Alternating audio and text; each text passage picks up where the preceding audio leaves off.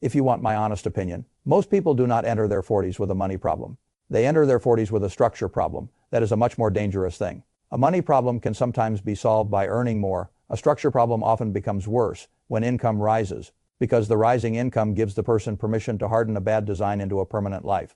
I have watched this happen for decades. A man reaches 42, 43, 45. He is making more than he ever made in his 20s, more than he made in his 30s. By every ordinary standard, he is doing better.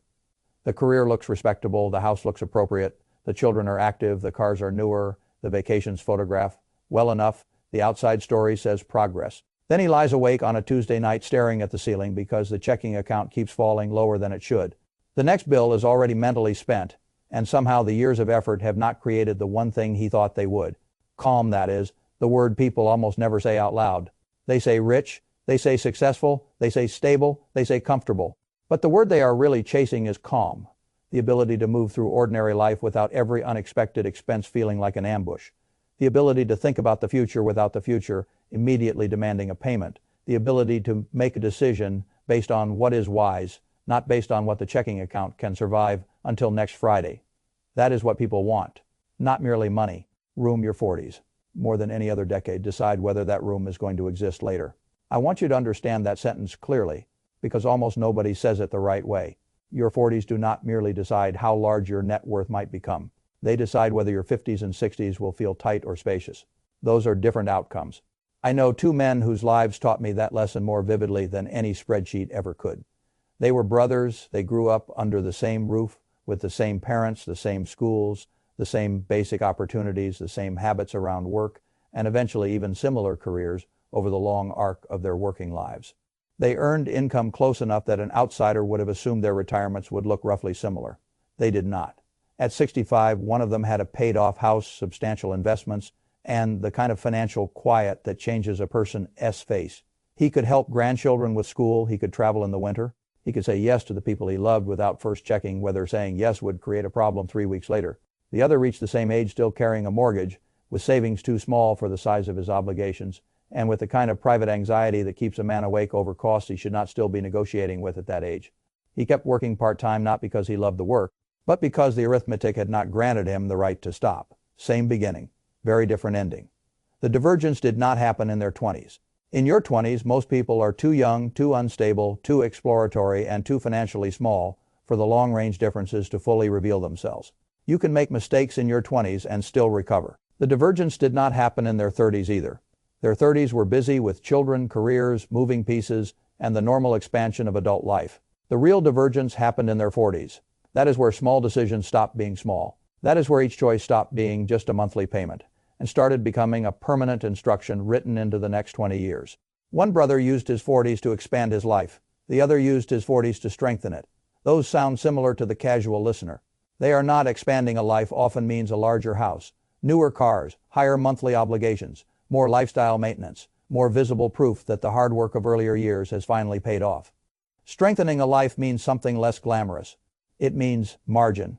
It means not allowing every dollar of increased income to be captured by fixed costs.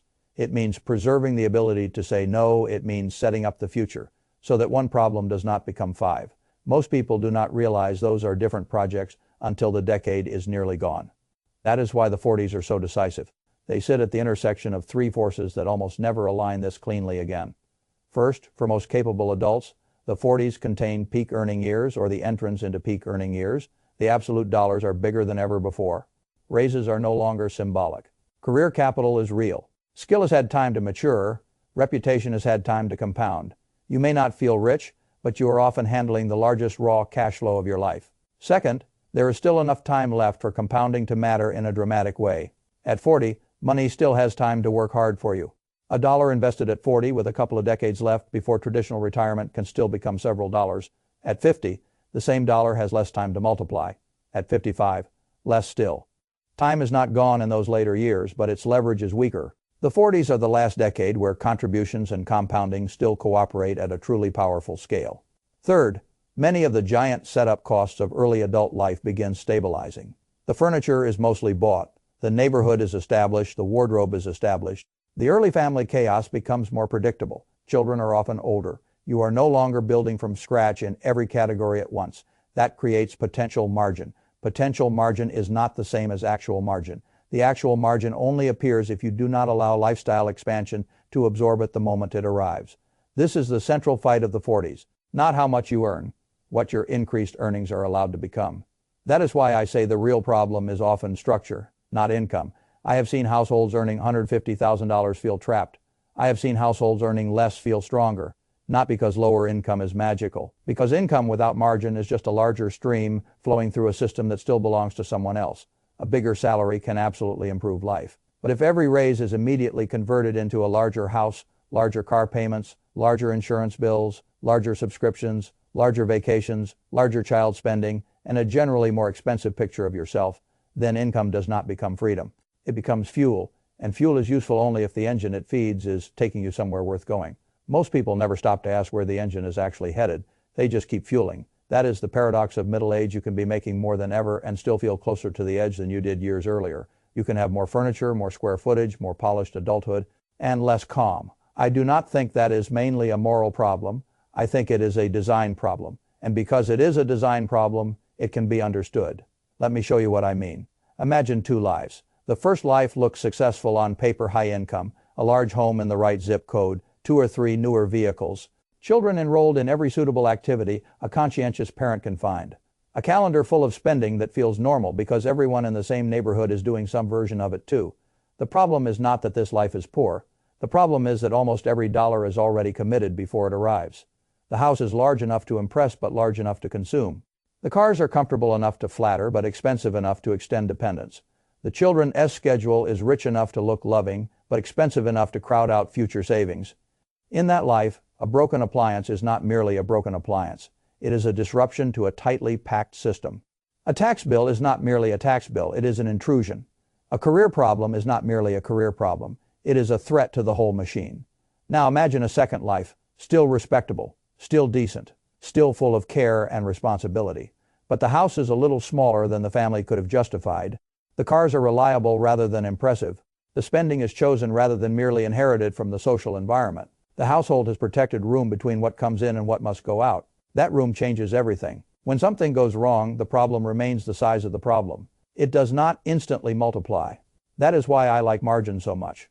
Margin is one of the most beautiful words in finance. Margin means breathing room. Margin means the future has not already been sold to support the present.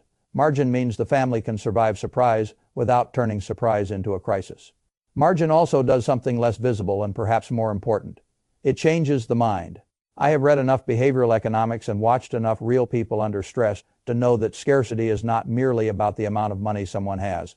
It is about whether the mind feels surrounded by demands larger than its available resources. When that happens, the brain narrows. It tunnels. It begins thinking in short distances, the next bill, the next payment, the next paycheck, the next awkward conversation. People living this way often appear irresponsible from the outside, but a great many of them are not irresponsible at all. They are simply cognitively crowded by a life with too little margin. Their attention is being consumed by maintenance. That has an enormous cost. When your mind is trapped in immediate arithmetic, you have less capacity for long-range thinking, career planning, intelligent risk-taking, and opportunity recognition. You become reactive, even if you are hardworking. That is what financial pressure does to people. This is why I say the goal of money is not only to create more money, it is to create more usable intelligence. A person with margin thinks better, not because he is morally superior, because he has room. Room improves judgment. It lets him negotiate from strength instead of fear. It lets him consider a job change without immediately picturing catastrophe. It lets him say no to a bad offer. It lets him pay for the repair without turning the repair into a month-long family event. It lets him see opportunities that a more crowded mind would have missed. That is one reason your 40s matter so much. This is the decade when your life either begins generating room or begins hardening into permanent reaction. Let me get more specific, because vague talk about margin is not enough. The first major decision that separates the two paths is housing. People become emotional here, and I understand why. A house is never just a financial object. It is family, identity, school district, pride, memory, safety, and the social proof of having done adulthood correctly. That is exactly why it is so dangerous. A dangerous thing wrapped in emotion is harder to judge clearly. I am not against home ownership. I have never been against it in some absolute way. A home can be a wonderful thing, but the public has built an entire mythology around the idea that buying the biggest respectable house you can manage in your 40s is a sign of maturity and financial wisdom. it often is not. It is often the single largest theft from future freedom the household will ever voluntarily commit. A family sees a larger home. The monthly payment looks manageable. That phrase should worry you. Manageable is one of the most expensive words in finance. A payment can be manageable and still be deeply destructive over 25 years, because what matters is not only whether you can survive it right now, what matters is what that payment prevents for the next quarter century. A bigger house does not merely cost the difference in mortgage, it changes insurance, taxes, maintenance, repairs, furnishing, utility bills, landscaping, the social standard of everything attached to the property. The person who upgrades often believes he spent a certain number of extra dollars per month on housing. He rarely calculates the full future value of the capital that monthly difference would have become had it stayed in the freedom system.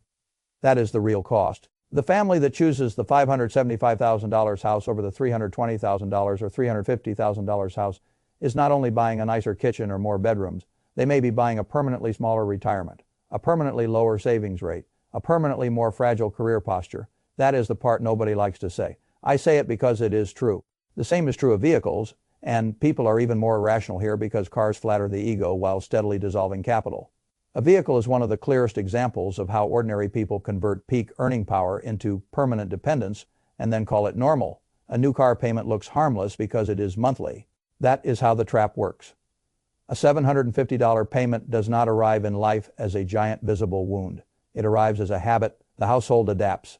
Another vehicle gets added, insurance rises, registration arrives, the lifestyle absorbs it. Then 6 or 7 years pass, and what looked like transportation quietly removed hundreds of thousands of dollars from the future when measured as lost investment capital and lost flexibility. Cars are useful. Status cars are expensive stories. The problem is not owning transportation. The problem is treating every rise in income as permission to convert transportation into a public statement.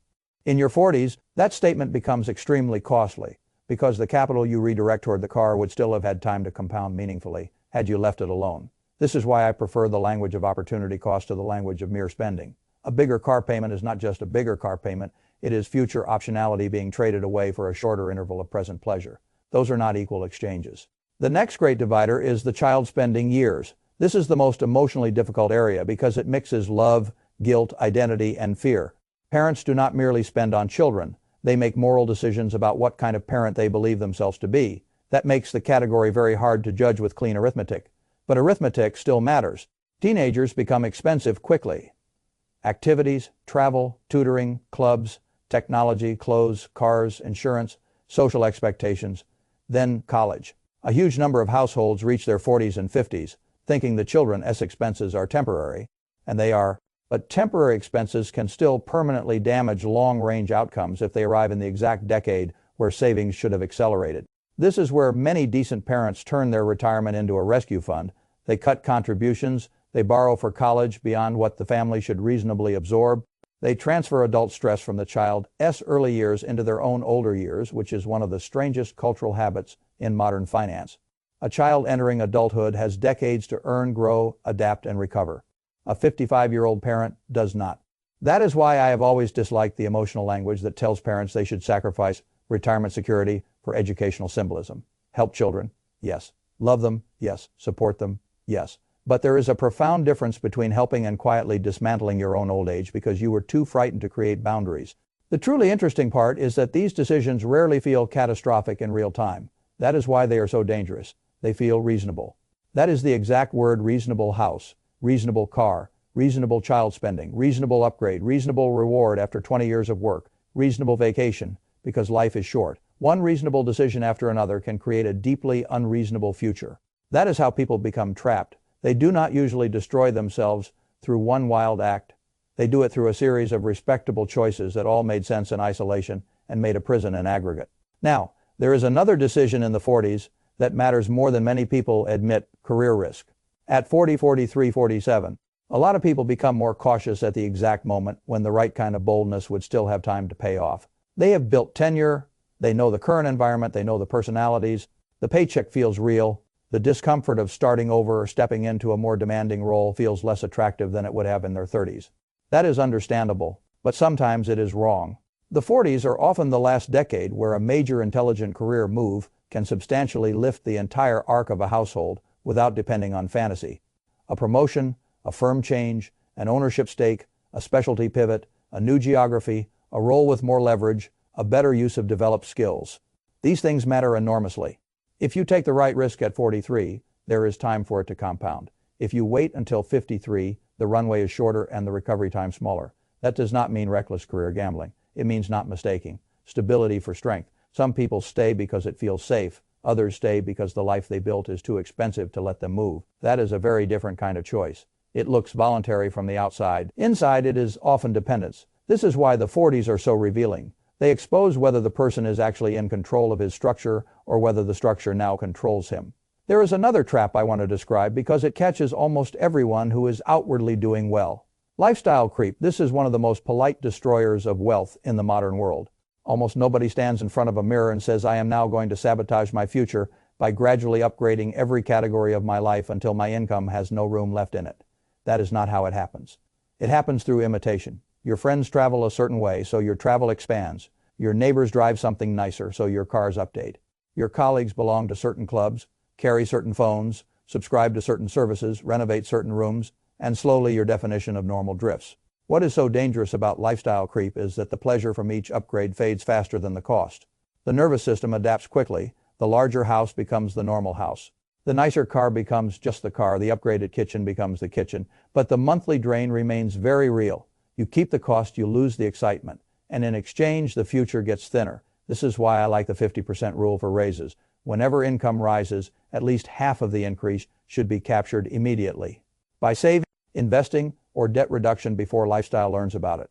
That is not punishment. It is protection. If every raise becomes lifestyle, then higher income never turns into strength. It turns into a larger maintenance requirement. The opposite path is less glamorous and vastly more powerful. Income rises. Savings rise first. Fixed costs remain controlled. Lifestyle improves somewhat, but not at the same speed.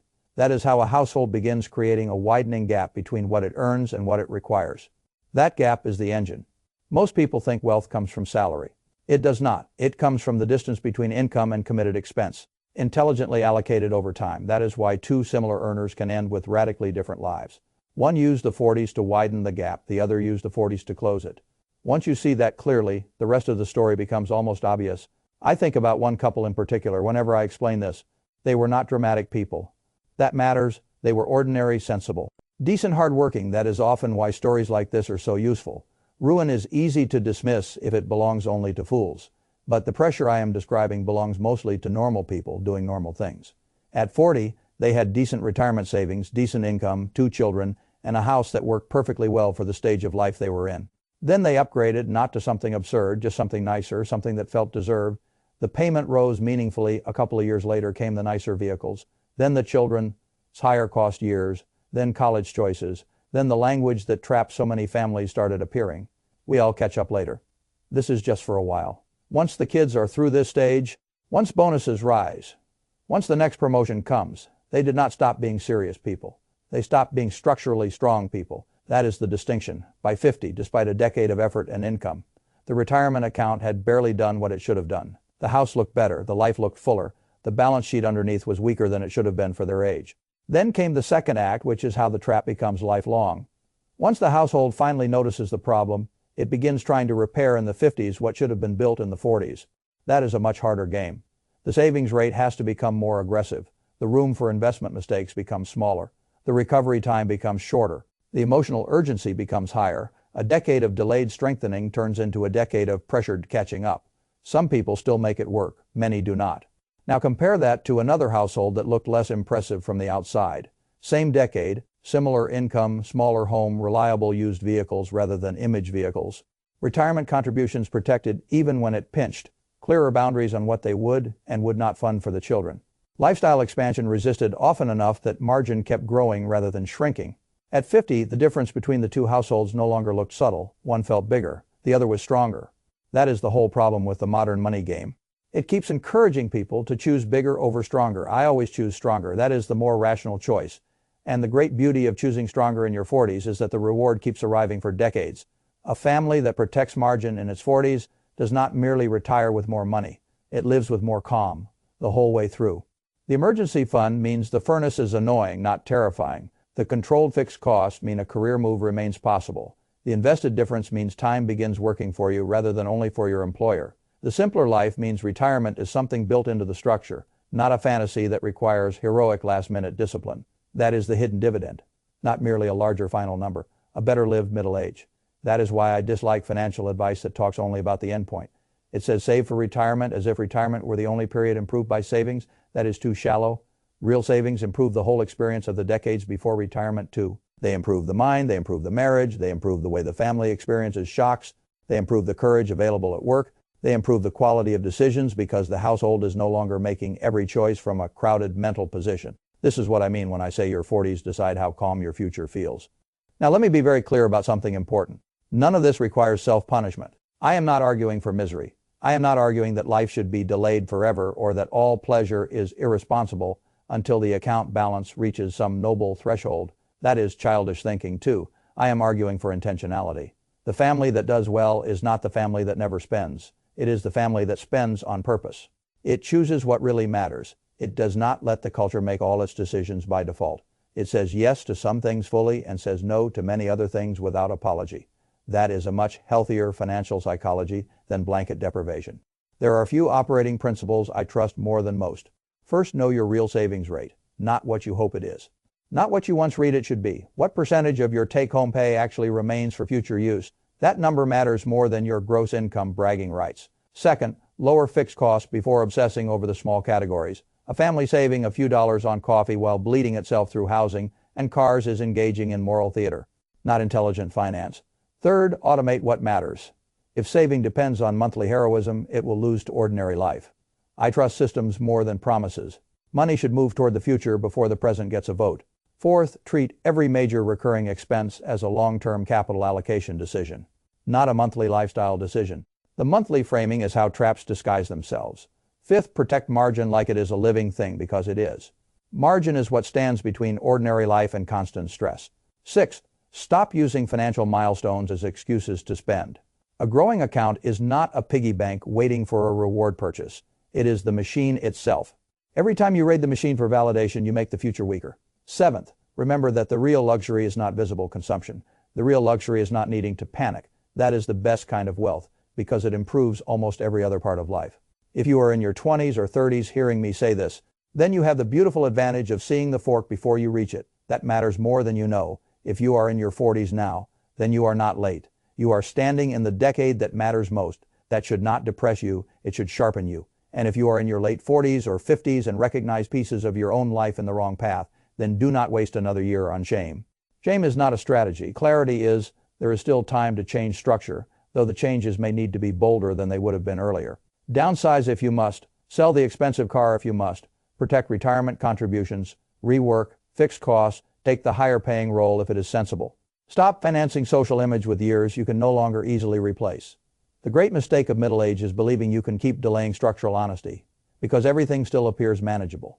Manageable is not the standard. Strong is the standard. I do not want you to think only about the account balance at 65. I want you to imagine the quality of your mornings at 70. In one version of the future, you are drinking coffee slowly because nothing immediate is chasing you. You are thinking about who you will visit, where you may travel, what you may give, what you may enjoy, and what work, if any, you still choose to do because it pleases you rather than because it rescues you. In the other version, the mornings are still negotiations, property tax, medication, insurance, the next repair, the next market move, the next fear that one surprise will require a response from a system too weak to give it calmly. Both versions begin much earlier than 70. They begin in the 40s. That is the brutal and useful truth. Not because the 40s are magical, because the 40s combine peak income, remaining compounding, and the last truly powerful decade for structural correction before later life begins narrowing the math. That is the leverage point. The world will spend enormous energy trying to distract you from that fact. It will tell you that you deserve more display. It will tell you that adulthood should look richer from the street. It will tell you to buy bigger, upgrade sooner, say yes more often, and figure out the consequences later. I have always thought that was a poor bargain. I would rather have a slightly smaller, visible life and a vastly larger, invisible freedom. That is the choice your 40s place in front of you. Not whether you can appear successful, whether you can become structurally difficult to frighten later. That is the kind of wealth I trust. That is the kind of wealth that lets a person sleep. And in the end, sleep is a better signal than status. If your life looks good but cannot sleep, it is not as well built as you think. So if you ask me what your 40s really decide, I would say it this way: they decide whether the next 20 years belong to your obligations or to your judgment. They decide whether increased income becomes increased freedom or just a more expensive costume. They decide whether your future self gets room or gets a bill. And because those decisions look small while they are being made, most people miss their importance until the numbers are too large and the time too short. Do not miss them.